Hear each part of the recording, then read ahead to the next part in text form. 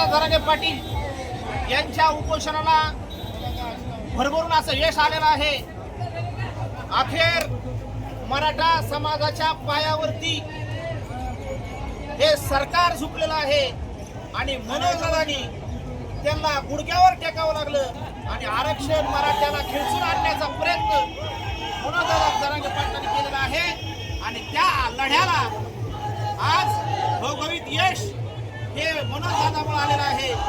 मनोजदादाचे उपकार किती जरी मराठ्यांनी फेडले तरी फिटणार नाही। आपल्या अंगाचं कातडं काढून त्यांच्या पायामध्ये चप्पल जरी शिवली तरी उपकार फिटणार नाही। तेवढा लढा या मराठ्यासाठी स्वतः उपाशी राहून लढलेले मनोजदादा जरांगे पाटील यांनी या लढ्याला